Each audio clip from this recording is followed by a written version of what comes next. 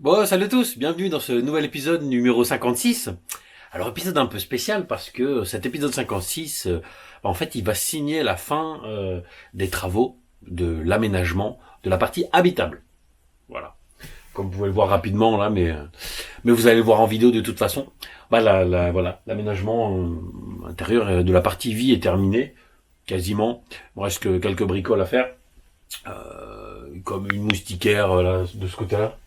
Parce que de l'autre côté, je l'ai mise, deux, trois baguettes, il me reste la salle de bain, enfin la cabine de douche à étanchéifier, etc. Enfin, voilà, vous verrez ça dans la prochaine vidéo. Il me reste aussi les portes.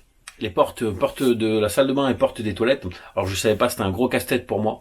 Je savais pas vraiment pas quoi mettre. Et en fait, grâce à, je vous dis pas grâce à qui, vous verrez dans la prochaine vidéo. J'installerai les portes et, euh, et je vous parlerai de la personne qui, euh, qui m'a donné l'idée, qui m'a donné l'info, qui m'a donné le tuyau, quoi. Voilà. Donc voilà, bon après là, là on est à la fin de la semaine, la vidéo sort demain d'ailleurs. J'ai pas beaucoup avancé cette semaine parce que j'étais en vacances. Ah oui, j'ai pris une petite semaine de vacances, c'était génial. Hein, d'ailleurs merci à ma petite sœur Cécile et à son copain Camille, merci de nous avoir reçus. C'était super. Petite impasse. Voilà, donc là, je vais finir les quelques bricoles qu'il y a. Et donc il va me rester la partie avant, la partie cabine, donc route, à finir d'aménager.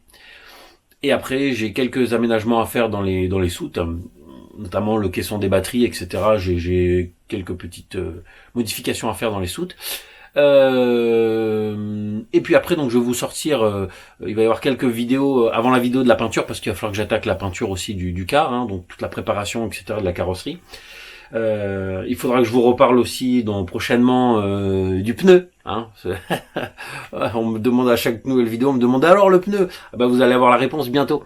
Voilà, ça, et puis donc avant d'attaquer la vidéo de la peinture du car, la peinture complète, vous allez avoir une série de vidéos fin août, je pense, début septembre, on verra. J'attends qu'il y ait du monde qui revienne sur YouTube. Je vais vous faire aussi une vidéo sur Internet. Comment avoir Internet en haut débit. Alors je vous parle pas d'Internet, hein, je vous parle pas du partage de connexion avec un téléphone, avec des petits modems 4G où on a des connexions approximatives. Moi je vous parle d'un réseau Internet dans le véhicule, hein, avec du haut débit. Voilà, du haut débit et partout. Mais on va bientôt y venir et vous verrez, ça va être une vidéo très intéressante, avec une partie technique que vous pourrez sauter. Hein, je vous dirai où se trouve cette partie technique. Voilà, mais avec beaucoup d'informations et voilà. Bon allez, je parle pas plus parce que je suis sûr que vous êtes impatient de découvrir l'intérieur. Bon allez, bon visionnage, bonne vidéo. Allez.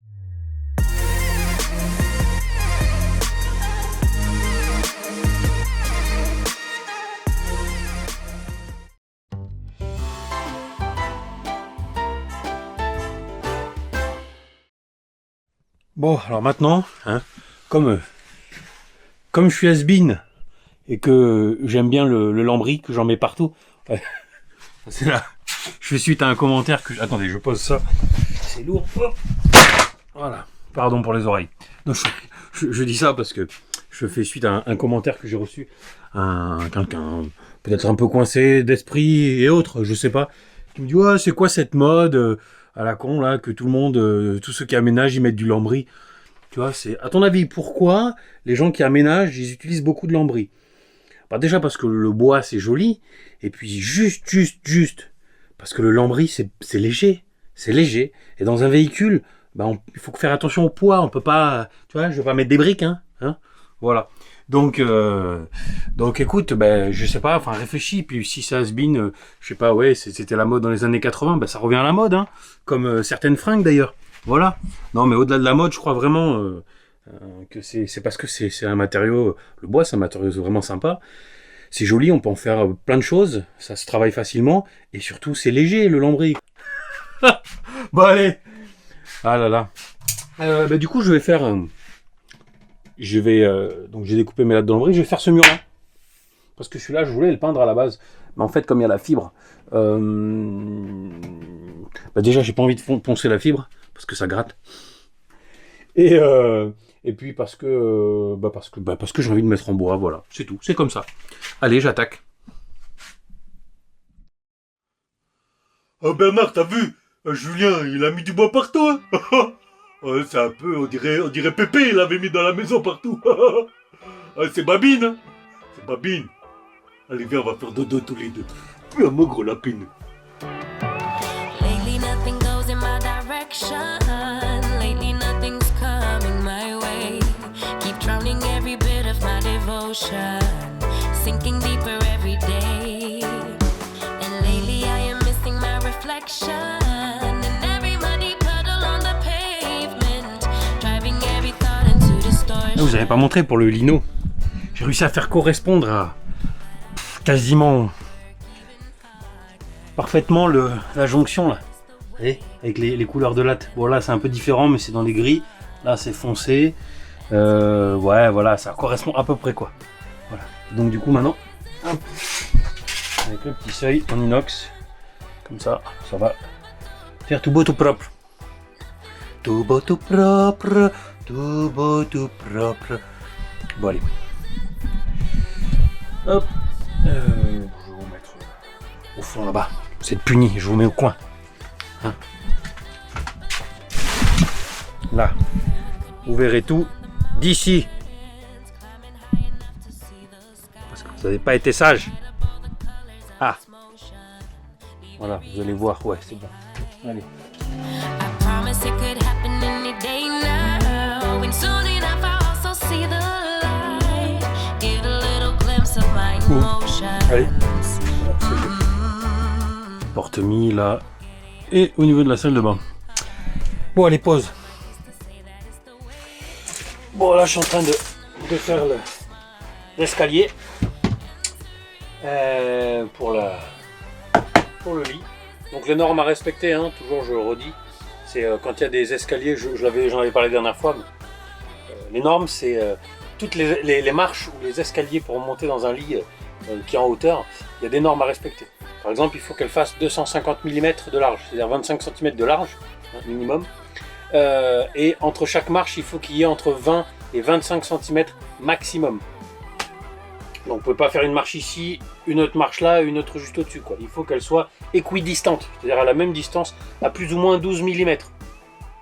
Donc 1,2 cm pour faire tout en centimètres. Voilà, donc il faut faire attention parce que d'ailleurs j'ai appelé Caligaz et Bureau Veritas. Et donc du coup moi je pense que normalement je vais passer avec le Bureau Veritas. Parce que j'ai eu un gars au téléphone super sympa qui m'a déjà donné plein de renseignements, etc. Et donc je lui posais la question qu'est-ce qu'il vérifiait. Et m'a dit notamment que ça c'était des choses qui pouvaient être vérifiées, quoi. Voilà. Donc toujours essayer de faire, en fait essayer de tout faire, hein, ou en tout cas le maximum, vraiment dans les clous, dans les normes, si vous voulez pas être emmerdé au moment du passage en VASP de votre véhicule, quoi. Après, j'ai envie de dire, des fois, c'est vrai qu'on dit ouais, ça fait chier, c'est chiant, les normes, il y en a qui sont nulles, qui servent à rien. Bon, après, c'est toutes les normes qui sont respectées, c'est des normes en fait sur la sécurité, hein, tout simplement. Donc voilà. Alors après, effectivement, des fois, peut-être qu'elles sont un peu trop poussées, d'autres pas assez. En tout cas, c'est des normes qui sont là pour la sécurité des occupants du véhicule aménagé, mais aussi pour la sécurité des autres usagers, quoi. Voilà, parce que en cas de pépin, enfin je sais pas, en cas de gros freinage, si vous avez la moitié de votre véhicule qui vient s'écraser contre vous, qui êtes en train de conduire, ça peut vite dégénérer en accident de la route et impliquer d'autres véhicules que le vôtre dans l'accident, quoi. Donc voilà, il faut partir du principe, il ne faut pas se dire que c'est que des emmerdes, il faut partir du principe que c'est que des éléments de sécurité et que ça sera bon pour nous, quoi. Voilà. Après, hein, pour un passage à Adréal, vous faites vos normes, s'il y a des trucs qui vous emmerdent vraiment, une fois qu'il est homologué, hein, personne ne viendra voir. Hein. Après, c'est à vos risques et périls, mais personne ne vous empêche après l'homologation de modifier des choses. Alors là on est, il faut que je laisse l'emplacement pile pour la machine à laver. Hop, donc ça.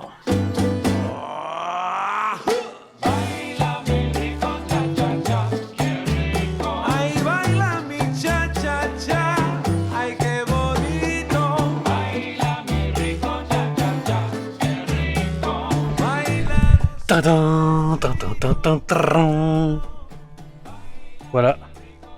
Tout marche. Donc là ici, il faut que je mette du lino au fond. Et là ici en fait il y aura ici il y aura rien. Et là en fait je vais faire des étagères comme ça de rangement en fait.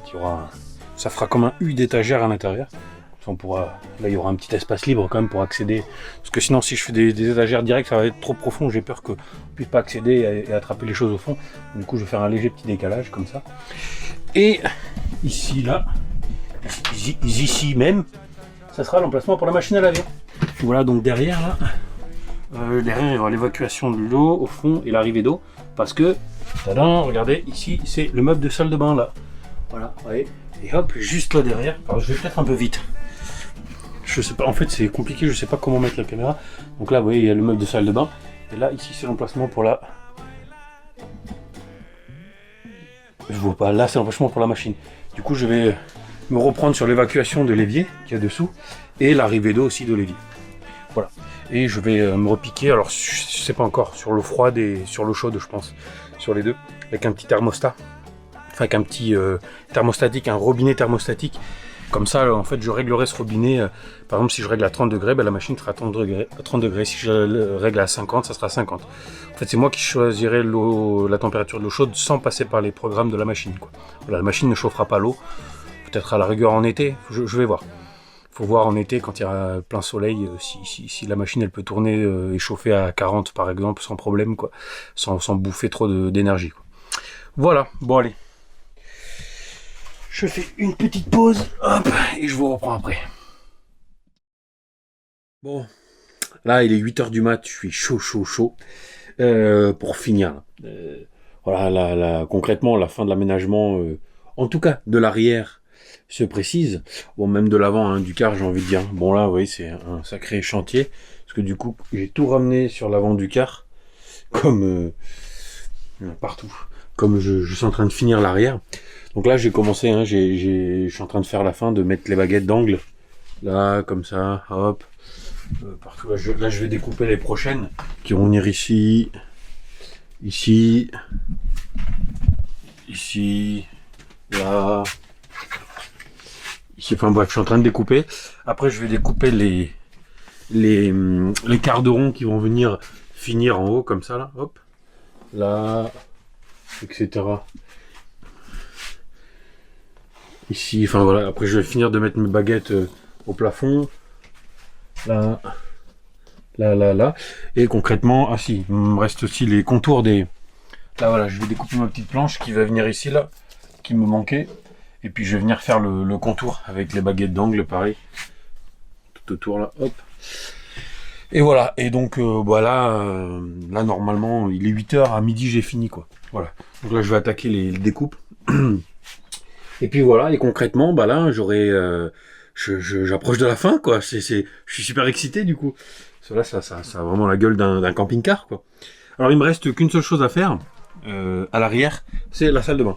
Il faut que j'étanchéifie toute la cabine, que je mette les joints, il faudra que je perce aussi l'évacuation, la VMC.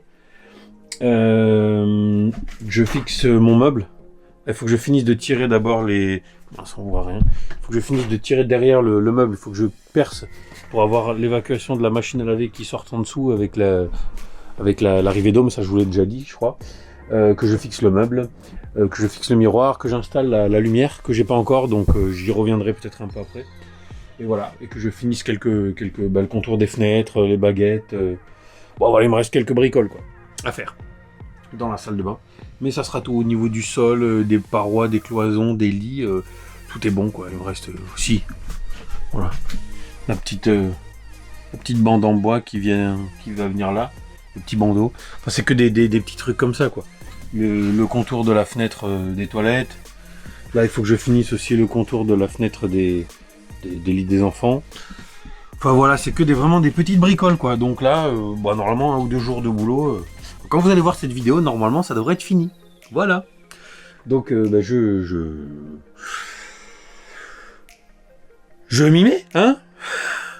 Allez, go.